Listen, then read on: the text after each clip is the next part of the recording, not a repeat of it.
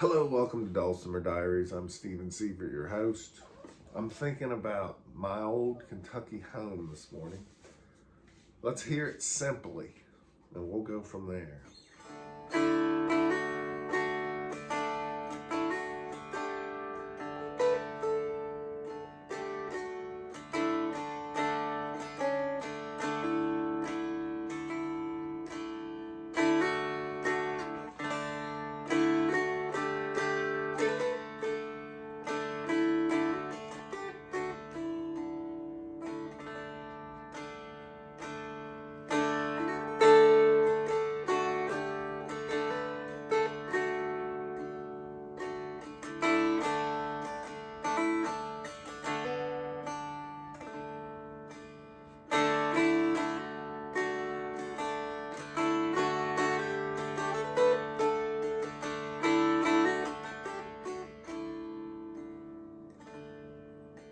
It's a good tune. I grew up in Kentucky.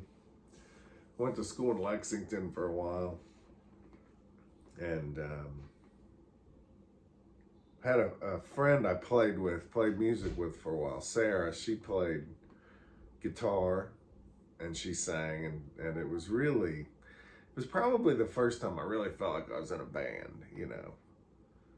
But I remember she talked about learning guitar in California, and she had a teacher, I guess, who had them pick out a simple melody and start developing it with maybe adding more chords to it, doing something different to it. So that was a good lesson. Thanks, Sarah. And I still think about that. So how can we develop this? On the mountain dulcimer, of course, I always think about, I can play the melody over on the bass.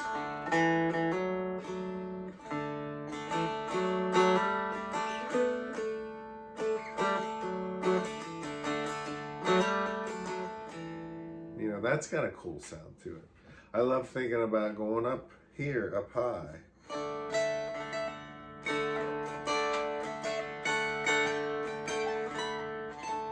The nice thing about moving this around on the mountain dulcimer is it's a lot easier than some other instruments. I mean, the bass and the melody are the same notes. And the fret pattern from 0 to 7 on my dulcimer is the same from 7 to 14. So I always say I feel like I'm on a little dulcimer up here. It all looks like this, but it's all scrunched together a little bit. I like playing up high on the bass too. It's a neat sound.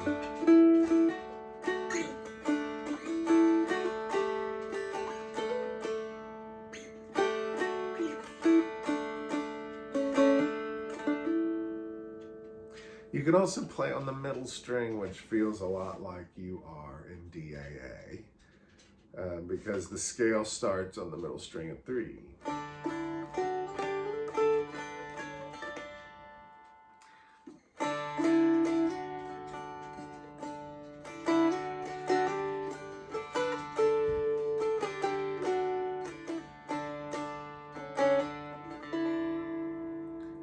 So that's all the single string approaches to playing it. Each one of them sounds different to me.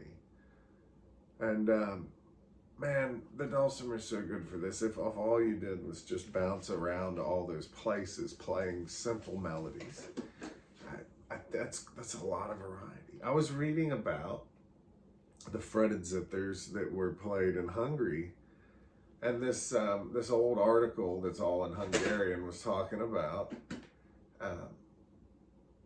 how it was the farmers and it was the working class and the poor folks, I guess, that were playing these instruments, and how they were a big part of the life. Weddings, all kinds of get-togethers, and they're very drone based. You're not hearing a bunch of chord playing.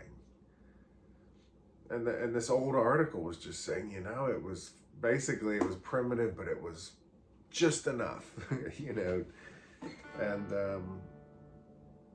so there you go. What about playing the melody across the strings? And I should say that Hungarian zither is called a cithara. Playing the melody across the strings. Watch this. Let's see. I'll do the B part. I'll start on the bass and I'll move over to the middle string and the melody, and instead of going this way a lot, now I'm moving this way.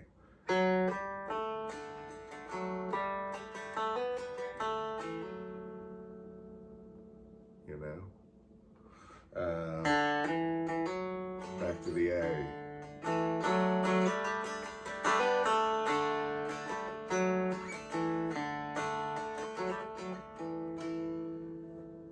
And you can go across the strings in different places. You can start on the middle here and just hang out right here without having to jump around.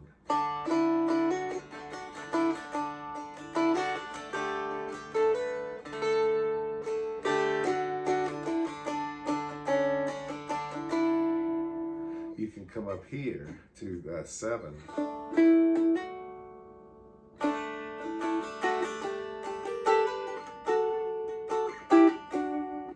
Ooh, we're getting into chords.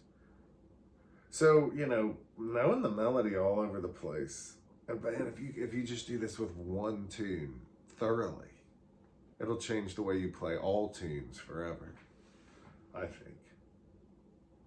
So then comes in this idea of minimal chording.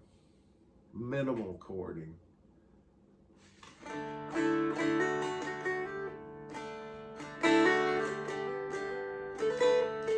So look what I did there. This is kind of interesting. David Schnaufer used to do this kind of thing a lot.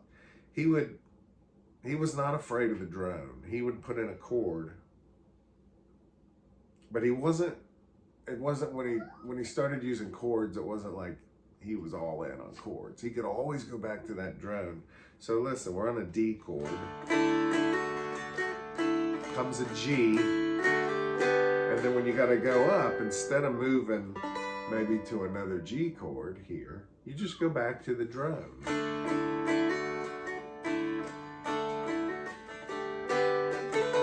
Back to the drone. Here's a minimal chord for an A. And then let go of it.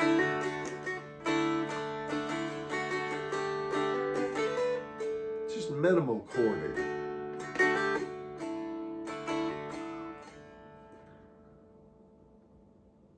And of course you can really start adding more and more chords. I like too doing little things on one other string. Schnaufer had this ideal he talked about where he liked to keep one string open much of the time. So one string's got your melody, one string's got your open ringing note, and then what are you doing on that third one, whichever one it is.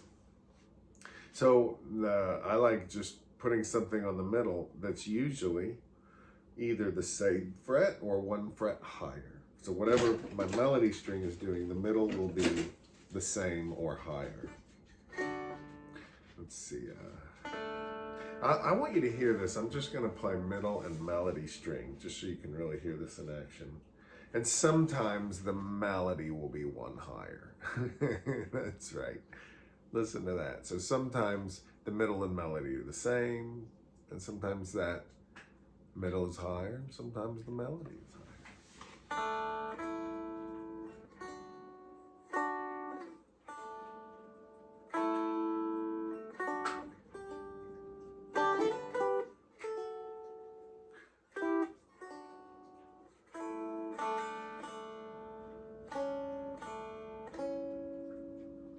If you put that in with that open bass,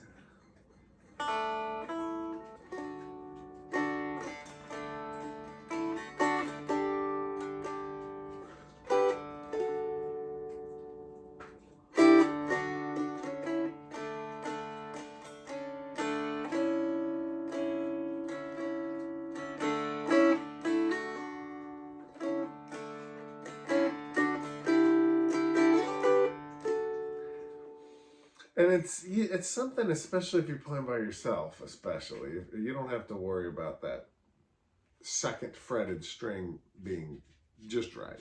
You can kind of fudge it a lot and it sounds pretty good. What are the dogs doing this morning? So another one I like to do is to fret the melody on the melody string and do something on the bass.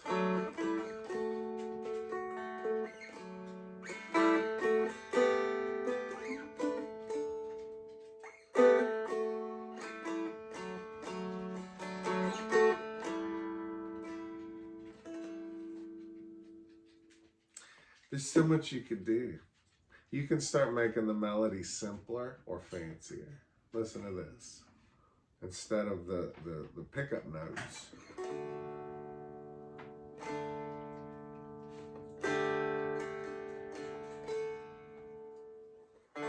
this is almost too simple, but can you do it? Can you kind of boil it down to its strongest elements? Very important, because that can become a map for further development. It's a crazy idea. Take your song, and before you make it fancier melodically, make it incredibly simple melodically, and then build your fanciness on that simple groundwork. The little chihuahua's ready to party.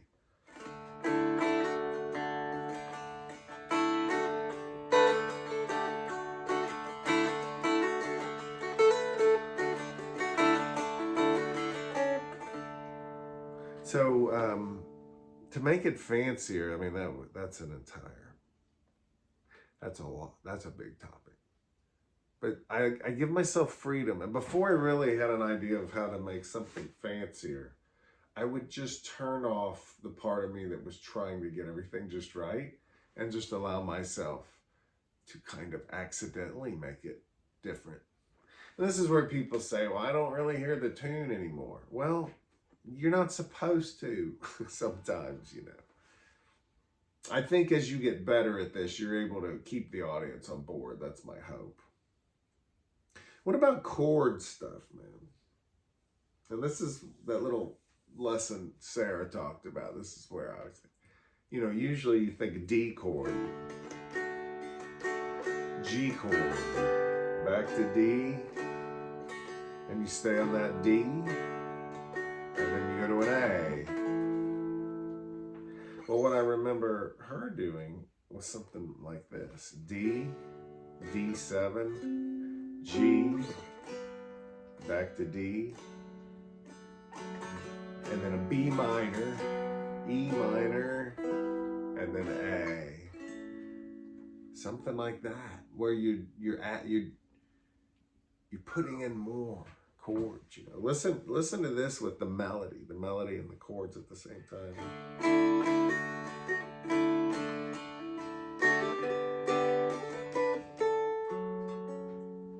F sharp minor.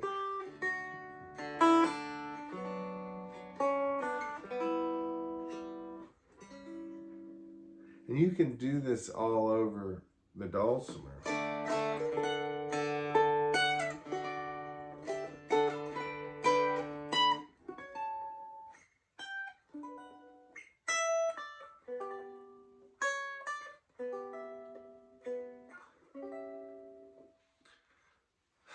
So it's back to this idea that the tune itself, kind of in its pure form, is like a blank canvas.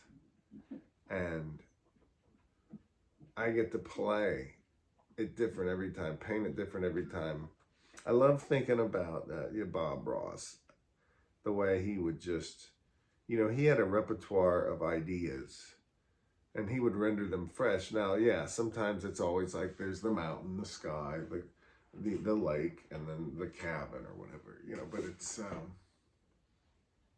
experientially, it's fun to do this. And I often think of a playground. You know, as a kid, you'd run out on the playground. Like, I loved being the first one on the playground. It was like, what are we gonna do? I think of these tunes like that. I'm not playing them the same way every time. What is the dog? I've got it. It's become very doggy in the studio here. So let me play all that together a little bit. What are you doing, Bracken? Hey, quit it. I think he's itching. I don't know. Weird sounds in the kitchen. Here we go.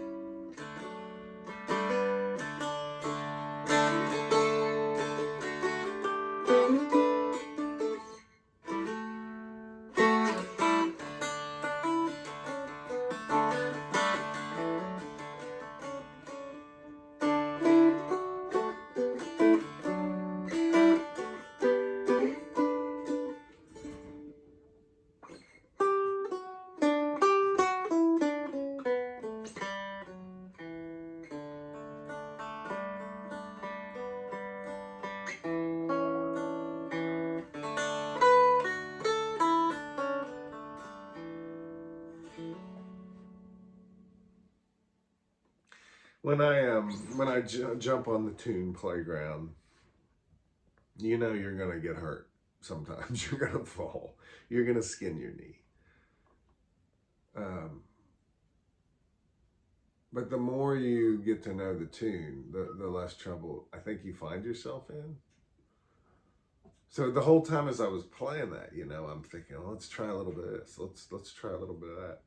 And I've got this little voice going, well, that didn't go so well. Well, it's kind of cool. Well, this is not going well.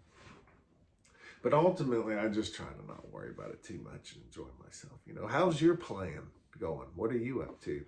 Man, I put in these videos, ask questions I just don't get a lot, you know. Some of them I can't answer, but maybe you guys already are pretty knowledgeable. I think about that. So we've had snow here all week. It's been, it's snowing right now.